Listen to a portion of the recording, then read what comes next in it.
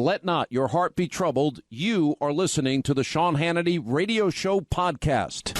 So even though we face the difficulties of today and tomorrow, I still have a dream. Yeah. It is a dream deeply rooted in the American dream. I have a dream that one day this nation will rise up and live out the true meaning of its creed. We hold these truths to be self-evident, that all men are created equal.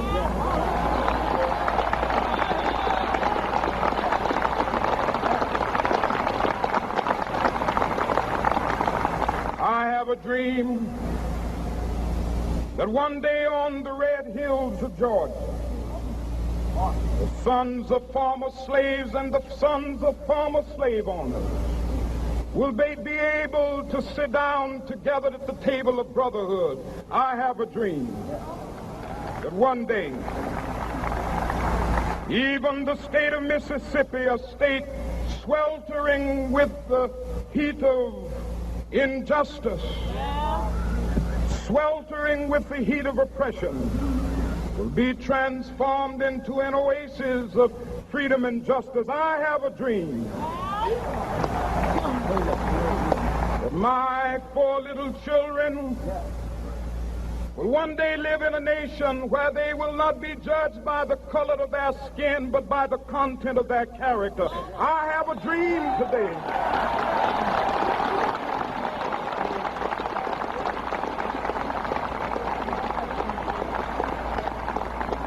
I have a dream that one day down in Alabama, with its vicious racists, with its governor having his lips dripping with the words of interposition and nullification. One day right there in Alabama, little black boys and black girls will be able to join hands with little white boys and white girls as sisters and brothers. I have a dream today.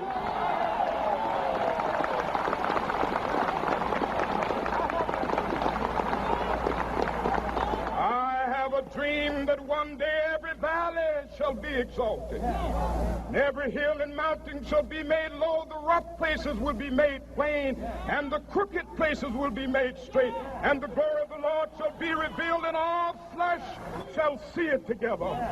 This is our hope. This is a faith that I go back to the South with. With this faith, we will be able to hew out of the mountain of despair a stone of hope. With this faith, we will be able to transform the jangling discords of our nation into a beautiful symphony of brotherhood. With this faith, we will be able to work together, to pray together, to struggle together, to go to jail together, to stand up for freedom together, knowing that we will be free one day. This will be the day. This will be the day when all of God's children will be able to sing with new meaning, "My country, tears of thee. Sweet land of liberty, of thee I sing. Land where my fathers died, land of the pilgrim's pride. From every mountainside, let freedom ring. And if America is to be a great nation, this must become true.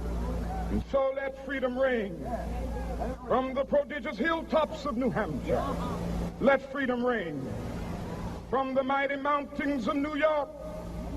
Let freedom ring from the heightening Alleghenies of Pennsylvania. Let freedom ring from the snow-capped Rockies of Colorado. Let freedom ring from the curvaceous slopes of California. But not only that, let freedom ring from Stone Mountain of Georgia. Let freedom ring from Lookout Mountain of Tennessee. Let freedom ring from every hill and molehill of Mississippi, from every mountainside. Let freedom ring, and when this happens, and when we allow freedom ring, when we let it ring from every village and every hamlet, from every state in every city. We will be able to speed up that day when all of God's children, black men and white men, Jews and Gentiles, Protestants and Catholics, will be able to join hands and sing in the words of the old Negro spiritual, free at last, free at last. Thank God Almighty, we are free at last. Probably the greatest speech, God-inspired speech ever given by any man, at least that I've ever heard. Wow. So I'm listening to that speech today, and I'm like, I got to play this today. And it's nearly, I guess it's going to be the 50th year since Dr. Martin Luther King Jr. was assassinated. I was just thinking, can you imagine? I guarantee you just one person like him, the impact he would have had he lived to make this a more perfect union. Just amazing what he was able to accomplish. And, I've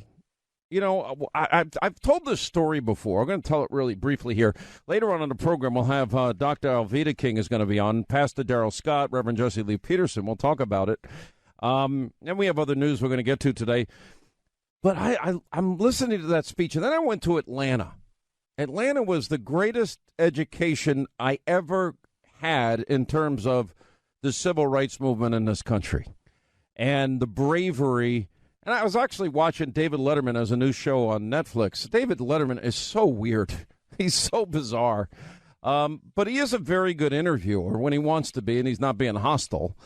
And he had Barack Obama on.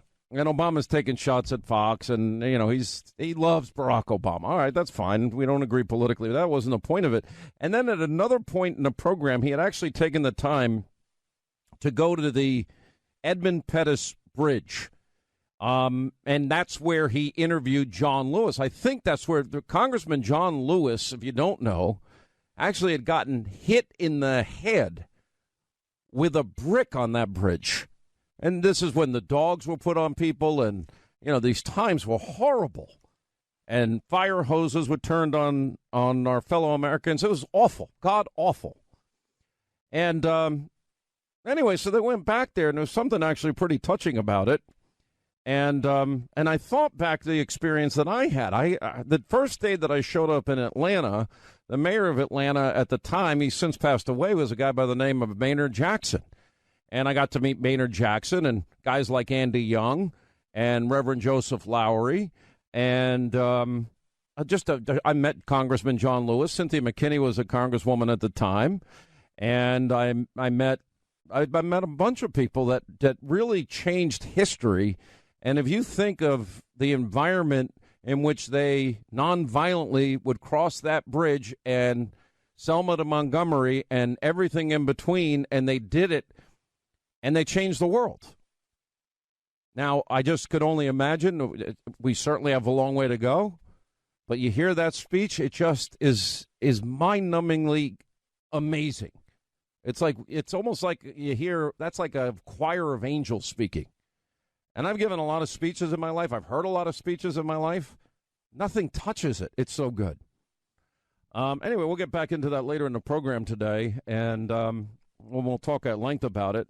But the people that were involved in that movement, they were all good people. He was a godly man. No, he wasn't perfect. Everyone's going to, well, he wasn't perfect, Hannity. Okay. And you are? Whoever you are? You're going to tell me you're perfect? Nobody is.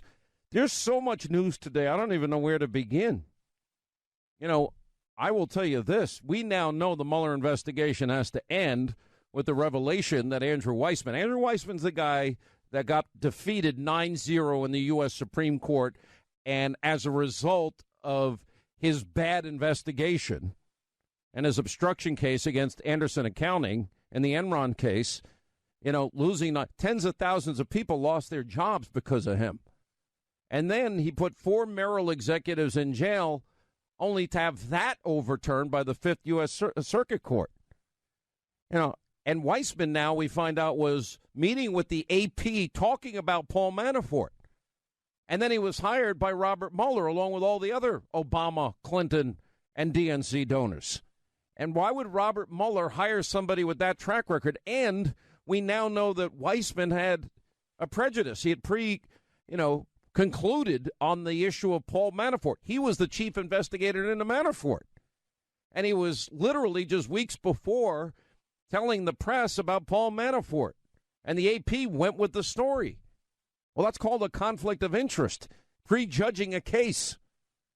This whole thing just stinks to high heaven.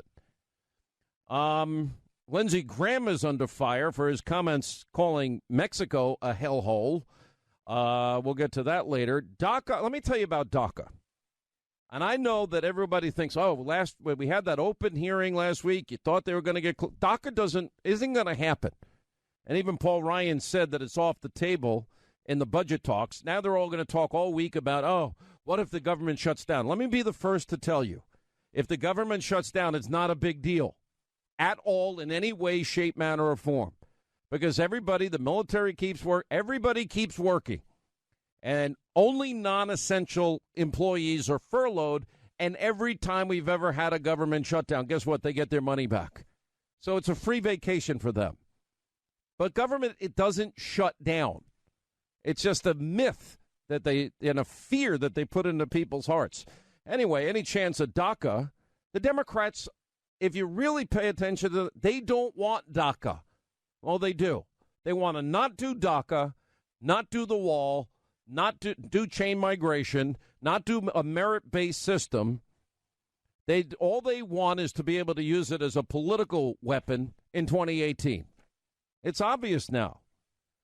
Now, the speaker has said that DACA will not be on the table in budget talks after Donald Trump refused to accept a deal that would have included it. Now, we have to keep these separate because that's just not good government. It's looping all this stuff together. I think that people are attaching them in their minds as far as leverage is concerned, but they won't be technically attached as far as legislation is concerned. So we'll wait and watch. But you're going to hear all about the looming shutdown all week long. Now, one thing that came out as an aftermath, do you know that Donald Trump apparently paid for a medical mission trip to save a couple of hundred people's eyesight, and Dr. Rand Paul came out with that over the weekend? It's interesting for a guy that doesn't like the people of Haiti that he would pay all that money. We also had an indictment over the weekend or on Friday of one person in the Uranium One case. I'll explain all of that to you. We have Fusion GPS retracting their claim that the FBI had a mole in the Trump camp. I'll explain that. This poor guy that was responsible for what happened in Hawaii, we'll talk about that and how dangerous that is. This poor guy made an innocent mistake. He's going for retraining, and he's been taken off his position. He probably needs the retraining, but I'm glad he didn't get fired. Am I the only one that cares about the poor guy? Everyone wants this poor guy fired. I'm like, okay, he made a mistake. I love the guy that took a video that was on the golf course saying, well, the missile's on its way, but I'm still playing. I just parred the last hole, and I'm going to go. I hit a great drive on this hole, and I'm going to die playing golf. We have more in the Clinton-Haiti scandal. We'll get to that. Democrats are going to skip the State of the Union speech. Oh, and Maxine Waters wants to impeach Trump for name-calling. Yeah, that's a high crime and misdemeanor. Reclaiming my time. Reclaiming my time. Reclaiming my time. Reclaiming my time. Impeach 45. Okay. Reclaiming my time. By the way, we are not looping that. That's her saying it every time. So I just thought we had an earthquake in the studio because Linda sneezed. What? I heard it through the glass. Is that how you sneeze? I can't even tell. Is that a good, Ethan, that's pretty good. It's really bad. It's pretty good. Pretty good impression. I heard it. This glass is thick. It's soundproof. It's bulletproof. Soundproof. It's not sneeze proof. And I'm like, wow. James O'Keefe is going to stop by today. He's got a new video out. It's the lead story on Drudge right now. Pervy Twitter sorting through sex messages and pictures. So let me get this straight. So Twitter, and he's got the undercover video, we'll show you tonight on TV, but we'll play it on radio, where literally he's talking to one of the chief engineers that hundreds of people that work for Twitter are going through people's private personal information. You know, I guess they have this feature on Twitter where you direct message people, right? And so the direct message you think is private. And he's saying that the problem is that you think that you're having a conversation with someone. A lot of people don't like to use their emails when they're talking to someone on Twitter because maybe they're just meeting them, or maybe it's someone of a higher stature, what have you. So, but it gets bad. People knowing people the way they're sending private pictures. Right, but the thing is that now they're weaponizing their platforms. So they're basically saying to people, "Yeah, we're going to use your private messages, and we're going to use your pictures, and we're going to use them against you, and we're going to sell them to advertisers." Well, that's what, and they're going to sell them. I guess give them to your wife or your ex-wife if you're doing. Yeah, in the clip, he's or threatening. Husband. He's threatening the guy. He's like, "I'm going to use this against you. Your wife is going to find out. She's going to divorce you. You're going to." It's horrible. Why would Twitter allow that? There has to be an expectation of privacy if it says private direct message. I think whatever you send in something called a direct message, it's direct between you and that person. So maybe people need to ask Jack, what the heck is going on? Well, yeah. What is it? Who's Jack, by the way? Jack Dorsey is the guy who runs Twitter. So you ever talk to that guy? Oh, yeah, all the time. We're close friends. I direct message him regularly. Do you seriously? No. Oh, you've never talked to him? Hell no. Like, we have people do all sorts of stuff to our Twitter account. Have you ever talked to him when that happens? No, I've spoken to his legal counsel. You or our lawyers? Exactly. Do that sneeze again. Go ahead. One more time. What is that? Why don't you sneeze like a normal person? It's just my way of making sure you're awake on this Monday. All right, James O'Keefe will join us. We'll talk about what's going on at Twitter. It's pretty unbelievable. We have Greg Jarrett, Sidney Powell, also Dr. King's niece, Alveda King, and much more. Straight ahead. All right, 25 till the top of the hour. Happy Monday. Glad you are with us. One of the things I want to do, we like to give you news and information you're not going to get elsewhere, which is pretty much the rest of the media. And it's interesting, James O'Keefe has this new undercover video out. That is something in the past that like 60 Minutes and Mike Wallace did for years. And I think what happened in most cases is it became financially, it wasn't viable for news organizations. Well, they get sued all the time. So I think it's always been a legitimate means for journalists to actually get information. And James O'Keefe does it, and they bubble and fizz like Alka-Seltzer, and they give off their energy, and they have a fit, and they want to delegitimize. Well, if you watch the video of these Twitter guys, I don't care if you're a liberal or a conservative. Doesn't matter. Republican, Democrat, Libertarian. I would think everybody would be upset knowing that, you have an expectation of privacy, and they're not giving it to you as a matter of, according to the engineers and the people that they're getting in this undercover sting, as a matter of how they operate. But the media, I'm sure, will ignore it because it's just James O'Keefe, just like the media ignored, how many issues involving legality involving the Clintons. And I'm going to tell you something. There is, who is it? Congressman Jim Jordan. Now, we've been following issues that nobody else in the media will follow. These stories are bigger than Watergate. Watergate was about a break-in, political operation, and then the subsequent cover-up. And look at the admiration they have for Woodward and Bernstein. And I've interviewed both over the years. I mean, Bernstein is so liberal right now. He's literally just jumped into conspiracy TV land for himself, but that's neither here nor there. Doesn't take away the work that they did, the digging that they did. They have a movie out. I'm sure it's horrible, but about Watergate, and I guess the Washington Post. I was watching the movie. I had a link somebody sent me to the new Churchill movie. I didn't like the parts of it. I didn't like the way they were portraying Churchill in some ways. Now, I didn't finish it, but they definitely captured him in some of the great ways that he deserved. But when they start out, he's like drinking, smoking cigars, impatient. Yeah, okay, we know he smoked cigars. We know he liked to drink. We know he was impatient. But he was also the guy that during the bombing of Britain, every single solitary day went out and walked among the people of Great Britain, and he was the only answer at a time where literally, all of Europe was hanging in the balance because of Nazi Germany and Adolf Hitler.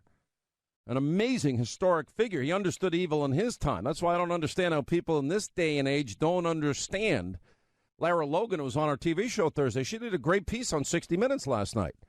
And that entire piece was about the 16-year war in Afghanistan. I am telling you, most people What? Afghanistan? Why? How come? And they don't understand. Half the country never wanted to say radical Islam. So it's really dangerous when you can't even identify who your real enemies are.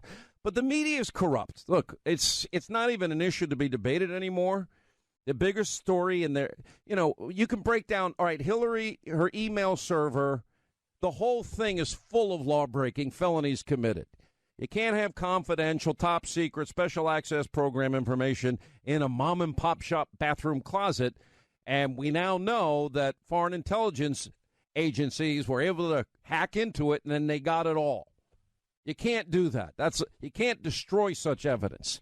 And then you can't obstruct justice by acid washing the hard drives and bleach bitting the hard drives and then busting up the BlackBerries. All right, you've heard me say that before.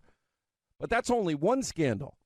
Now, over the weekend, in case you're interested, or I guess it was on Friday, whenever the day was, we got the feds announcing an indictment into this bribery scheme connected to Hillary Clinton's Uranium One deal. And we broke just the week before, not last week, the week before that in fact, there is an ongoing Justice Department investigation into Uranium One that has been going on for months.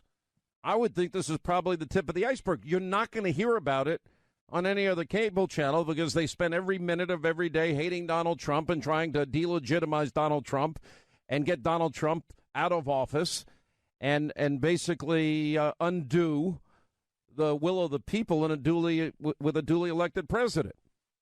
Anyway, so they announced the Department of Justice an 11-count indictment against this guy, Mark Lambert, in connection to Russian bribery scheme involving the Uranium One sale. He's the former co-president of that Maryland-based transportation company that provides services for the transportation of nuclear materials to customers in the United States and abroad. The DOJ said in a statement. All right, pretty interesting. By the way, this just came over my phone. I bet you this is Velma at the Wynn Hotel. Just came through because we gave her the spa day. Is today her spa day? We got to get an update if it is. I mean, I get every charge on my credit card. It comes right over my phone instantly. Did she send that via direct message? No, it comes through my credit card. That was a joke. Oh, I got it. Okay. Your Twitter friend. I'm a little slow. No, she just texts me directly. So that's something to watch. Now, here's the thing. Then you've got Uranium One. This is just the tip of the iceberg. Then you got the email server scandal. That's just the tip of the iceberg. Then you've got, on top, you got Debbie Wasserman Schultz. Then you got Peter Strzok and James Comey exonerating months before they do the investigation. There's huge corruption there. Then you got Mueller and his band of Trump-Obama DNC money. And then, of course, Andrew Weissman controversy. We got so much the media doesn't touch it. Now, on the dossier issue, Congressman Jim Jordan, who's been pretty amazing on his committee asking questions that I think need to be asked, he's come out with a list of 18 questions. And he's right. And we'll get into this at the top of the hour with Sidney Powell and Greg Jarrett. For example, did the FBI pay Christopher Steele, the author of the dossier? Well, I think all indications at this point are either McCabe or Comey did. And I like answers to that question. Then his second question is, was the dossier the basis for the FISA warrant to spy on Americans, or more importantly, an opposition candidate and a president-elect and his team? And why won't the FBI show Congress the FISA application?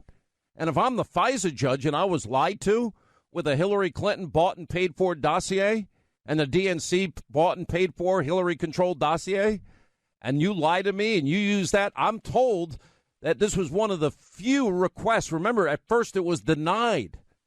And what put it over the top was the dossier. That's what I am told. So we'll be investigating that in the days to come. And question 3, when did the FBI get the complete dossier? Who gave it to them? Was it Christopher Steele? Was it Fusion GPS? Was it, the Clinton campaign, the DNC, or Senator John McCain's staffer? And question 4, did the FBI validate and corroborate the dossier? By the way, on that, I am told by a really good source. What? Oh, Velma's there. I'll get to Velma in a second. Did the FBI validate and corroborate the dossier? That's a great question. I'm hearing a Clinton supporter did. did Peter Strzok, Lisa Page, or Bruce Orr work on the FISA application? Well, considering they're all Trump haters, it would be nice to know if they did. And why and how often did the Department of Justice lawyer Bruce Orr meet with Christopher Steele during the 2016 campaign? We know they met before and after the election. And why did DOJ lawyer Bruce Orr meet with Glenn Simpson after the election? Did they need to get their story straight? As Jim Jordan points out, after their candidate Hillary lost, was this now time for the insurance policy? Were they part of that deal? Did they want to double down on their plan, how to go after the newly elected president, delegitimize him, get him out of office?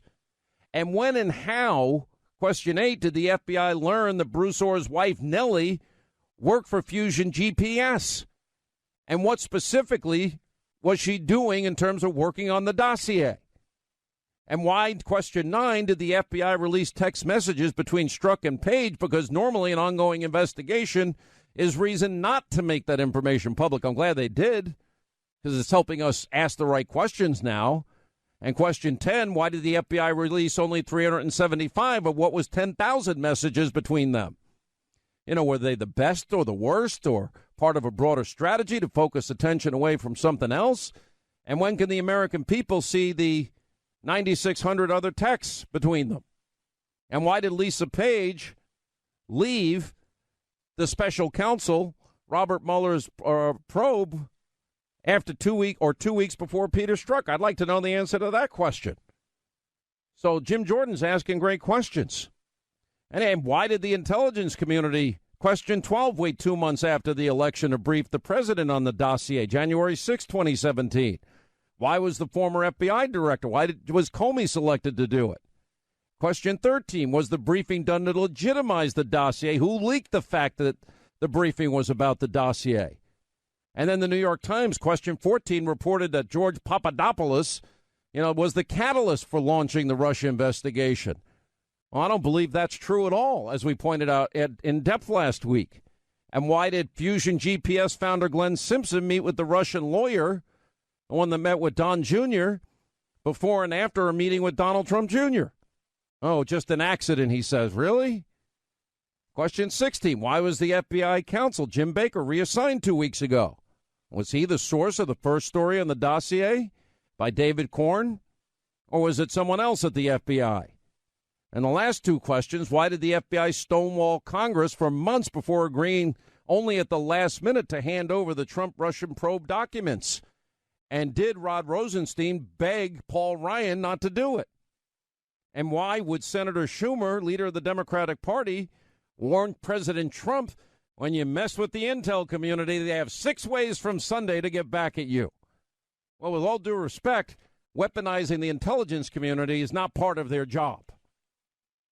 All right, Velma. Velma, did you just go into the Wynn Hotel? Sean, I am here, and guess what? These people know who I am. Of course they do. And they love you. They love, and they just so excited. Oh, so they knew that this was my. People are so Sean. I'm the only black person here. Oh. And these people are so good to me. Well, why wouldn't they be good to you? You're a nice person. They treated me like royalty. I think it's because of you, though. I'm not the one. You're getting a spa day. I don't go for spa days. I don't want anybody touching me. Well, honey, you know what? I love it. And I put on, my sister was talking about wearing a jogging suit. No, I got on makeup. Wait. So you go for a spa day, and in light of your going for a spa, you put on makeup? Well, honey, I'm going to go in a robe pretty quick. And you know what? I got to check my phone because you're supposed to turn your phone. All right, now off. what does your spa day include that I got you for Christmas? You got your people set me up. Well, what am I? I'm the one that a massage, okay. I know you're paying for it, but it's a massage. That's what I'm getting at 1 o'clock. Okay. At 2 o'clock, I'm getting a facial. Okay. 3 o'clock. At 3 o'clock, I'm getting my feet done. A pedi. Go ahead. 4 o'clock, I'm getting my nails done. So you're getting mani-pedi. You're going to be there for 4 freaking hours? Oh, I love it, honey. And you like that? Oh, well, son, this is a treat. Don't you know every woman would love this? And I'm in the Wynn Hotel where it's beautiful, it's gorgeous. Oh, honey, I am so excited. I'm so happy that I made you happy. So you like my? You always make me happy. Did we include a tip? What? Oh, I done told everybody at church. I done bragged. I am so happy, honey.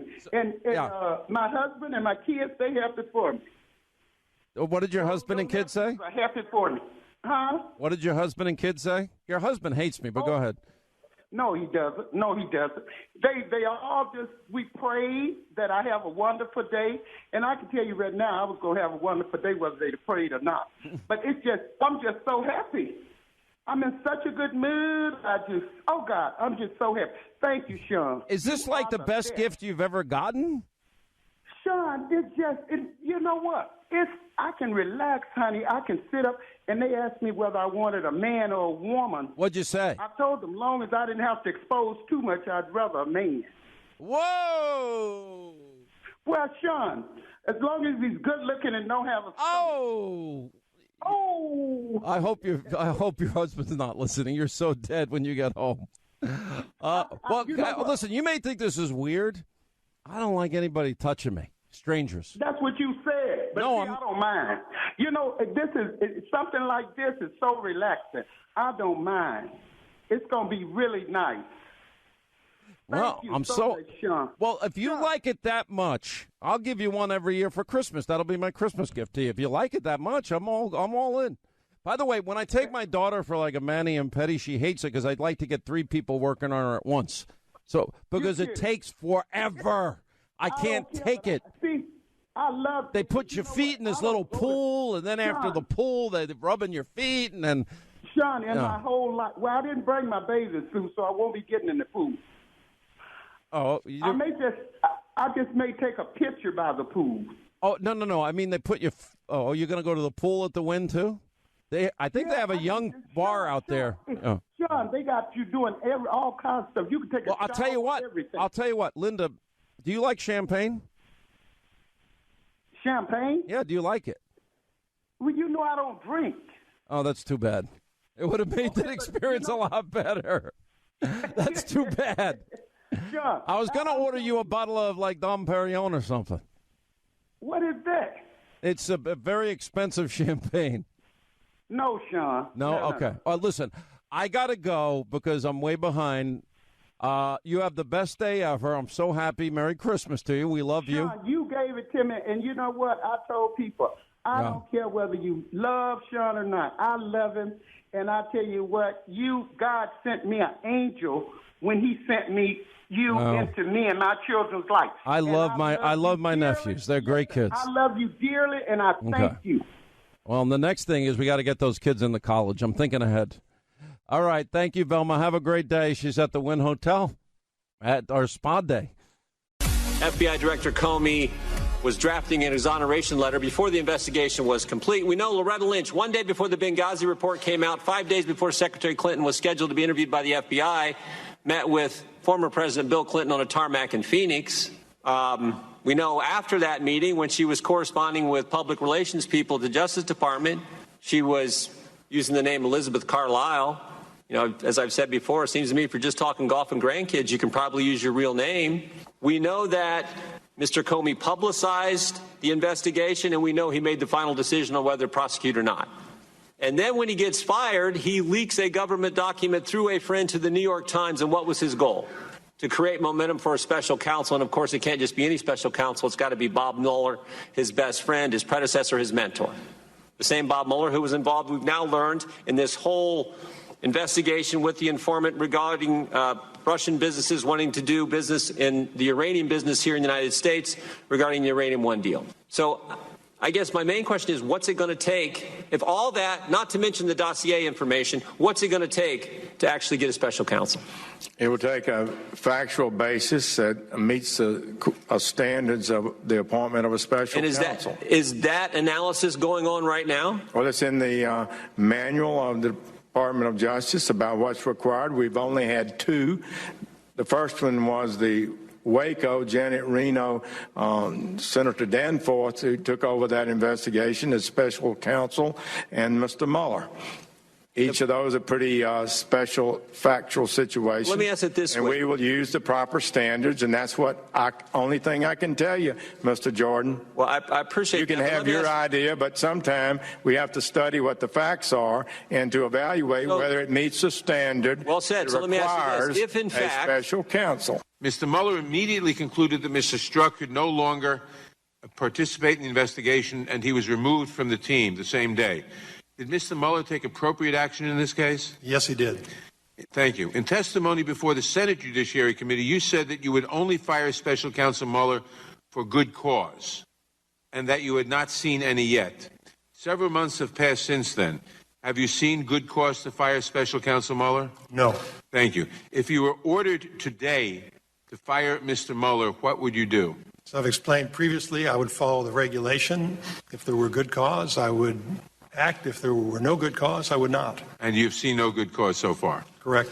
Which is pretty unbelievable. We'll address that tonight on the Hannity program on Fox, 800-941-SEAN. You want to be a part of the program. That last cut, Gerald Nadler questioning Rod Rosenstein, and he's got his own conflicts of interest. Prior to that, it was Congressman Jim Jordan talking to the Attorney General, Jeff Sessions. And Jim Jordan just today has launched the 18 top questions to be answered about Russia, the FBI, and the Department of Justice and corruption. Question 1, did the FBI pay Christopher Steele, the author of the dossier? Was the dossier, number 2, the basis for securing the FISA warrant, which to spy on Americans? And why won't the FBI show Congress the FISA application? 3, when did the FBI get the complete dossier? Who gave it to him? Dossier author is Christopher Steele, Fusion GPS, Senator John McCain staffer, or Clinton campaign, or the DNC? Did the FBI validate and corroborate the dossier? Did Strzok and Page and Bruce Orr work on the FISA application? Why and how did the Department of Justice lawyer Bruce Orr meet with dossier author Christopher Steele during the 2016 campaign? Question 7, why did DOJ lawyer Bruce Orr meet with Fusion GPS founder Glenn Simpson after the election? Was it to get their story straight after the candidate, Hillary Clinton, lost, or double down on the plan, I guess we would say the insurance policy, they were going to use after President-elect Donald Trump won? And when and how did the FBI learn that DOJ lawyer Bruce Orr's wife, Nellie Orr, worked for Fusion GPS?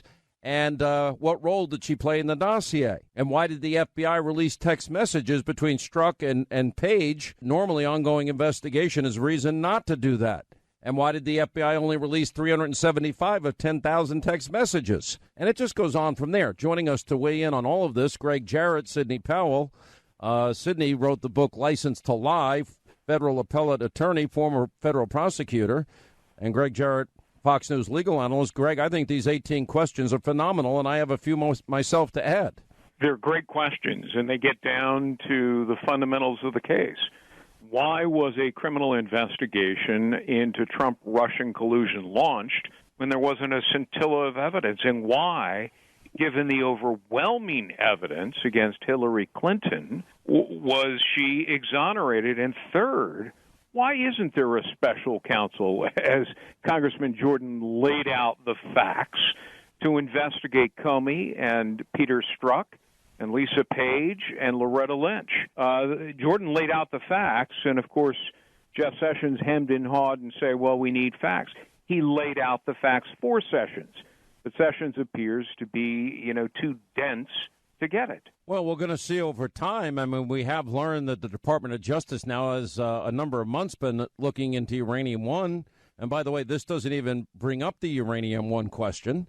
It doesn't bring up the email server question. This is just basically on the dossier and the investigation, Trump-Russia. What's your take, Sidney Powell? Is this abuse of power? And did they leave too many breadcrumbs in their wake to cover up for potential crimes? Yes, I think our creeps on a mission are going to be exposed, as I discussed in the article I wrote for Hannity.com.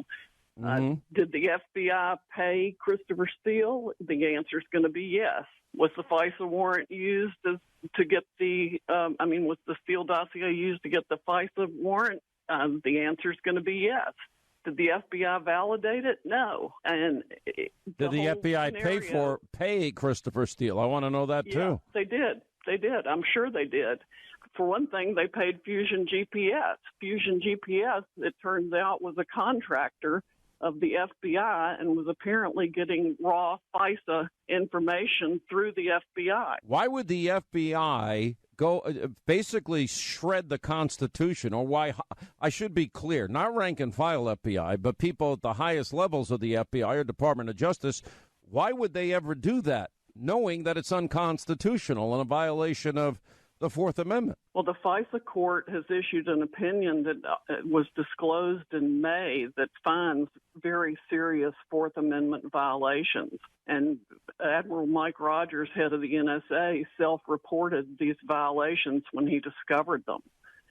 The court was all over the Obama administration. We didn't know it at the time, but according to the opinion, the FISA violation started in April 2015. Wow. What's your reaction to all this, Greg Jarrett, and how do we actually get now? Because I think we're getting into a very critical point in all of this, and that is that there's so much now evidence that so many different things were done wrong here. Now, after a year of denials, we know the dossier bought and paid for by Hillary and the DNC controlled by Hillary. And then that dossier was full of Russian lies and propaganda. Now, she put the fix-in on a primary. We have Comey and Strzok putting the fix-in on the email server investigation. She tried to use the dossier to fix the general election and lie to the American people. And then when that all didn't work out, they used it to get a FISA warrant against an opposition candidate in a presidential election year. And based on those lies that she paid for, and then spying on a president-elect, I don't know if this gets any worse. You know, it's like Alice through the looking glass. It's all upside down and backwards.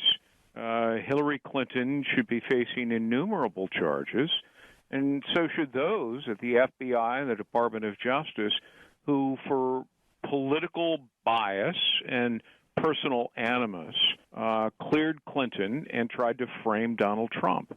And, you know, there's plenty of evidence for a second special counsel.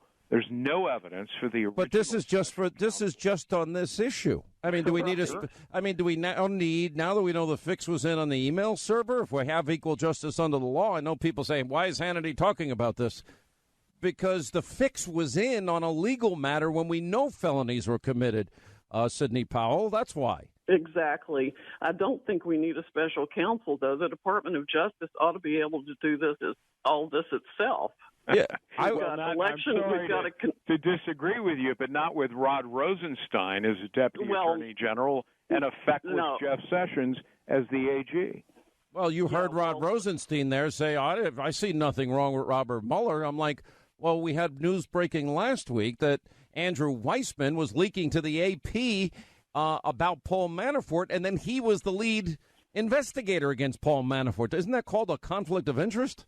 Oh, yes, among other things. But that's why I said it ought to be done by the Department of Justice. It won't be as long as the current people are in place. It should be. But these are not normal circumstances with normal people at the helm of the Justice Department. That's the problem. I mean, you're saying that some of this can be done by the Department of Justice, but you're adamant that we need a special counsel, Greg. Why? Well, because I have no confidence in the people at the top of the Department of Justice, Sessions and Rod Rosenstein. Look, Rod Rosenstein won't get rid of Mueller because for a conflict of interest, because Rosenstein himself has a conflict of interest. Both men should be nowhere near any of these cases.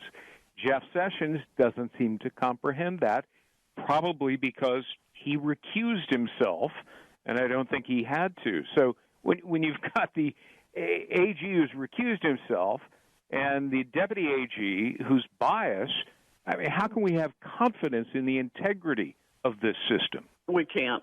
I don't think we can. And why is the media just ignoring all of this? Sidney Powell. Because it's so big and so bad, they don't want to touch it. Well, I mean, but this is bigger. Isn't this entire narrative? It destroys everything they've said for the last 2 years, probably. But I mean, isn't this based on everything we know about Watergate? Isn't this a much bigger story? Totally. It is. Watergate was quite honestly, the cover-up of a burglary. This is a cover-up of an effort to subvert democracy and electoral politics. It's much bigger. I mean, that's so of an egregious conspiracy to alter the results of the election and then to try to take out President Trump. It's absolutely outrageous. But I mean, there are criminal conspiracy violations, there are election law violations, there are obstruction of justice violations. There are probably 12 to 25 people that should be indicted. All right, stay right there. We'll take a break. We'll come back. I mean, subverting an election, a presidential election, trying to undermine a duly elected president. Yeah, I would think that's a big deal for the media, but apparently it's not. And as we continue with Fox News legal analyst Greg Jarrett, Sidney Powell, federal appellate attorney, former federal prosecutor, author of the best-selling book License to Lie, Exposing Corruption in the Department of Justice. You did write this piece on Hannity.com about Michael Horowitz is really investigating the investigators, referring to this Inspector General report that we expect coming out when? This month? Next month? Do we know? Well, he's already started producing documents. He produced hundreds of thousands of pages Friday night to the Congressional Committee, the House Judiciary Committee, I think it was. So they've got all of that information to go through now, and then the report itself, it may be a couple of months before he officially reports and testifies in front of Congress. So they have received 100,000 plus documents that they've got to now sort through. Why do you have so much confidence? I read your piece, and I have faith in you. I mean, why do you have so much confidence in Michael Horowitz? Well, he, for one thing, has been fought with the Obama administration from the time he first became Inspector General. He was actually appointed by President Obama, but he's one of 47 Inspectors General who signed a letter to Congress complaining that the Obama administration was blocking his efforts to do his job. He works for the taxpayers, really. He's sworn to oversee the department and make sure it complies with everything it's supposed to comply with. And he's repeatedly reported that the Obama administration was keeping him from doing his job. And Congress, Greg, mandated the position of IG for every major federal agency, but I noticed in Sidney's article that Hillary's State Department was not subjected to this. That's right, which is how she got away with a private email server in the basement of her home for the exclusive use of all of her documents, including 110 classified documents that were marked that way when they were sent and received. She got away with it because I suspect people within the Obama administration, at the behest of Hillary Clinton, chose not to appoint one so that she could get away with conduct that is illegal. Exactly. She wanted to keep all of her. I'm sure it was part of her deal with Obama. I think it was. Wow. All right, guys, thank you so much. We really appreciate it, and we'll have you both on regularly, as you know. And I think we're now on the downhill side of this, and information is coming fast and furious. We'll update everybody tonight at 9. Thank you all for being with us. We really appreciate it. Quick break. We'll come back. 800-941-SEAN. Dr. Alveda King is going to join us on this Martin Luther King Day, and Pastor Darrell Scott and Reverend Jesse Lee Peterson. Also, we'll check in with James O'Keefe, a blockbuster new video, undercover video released today where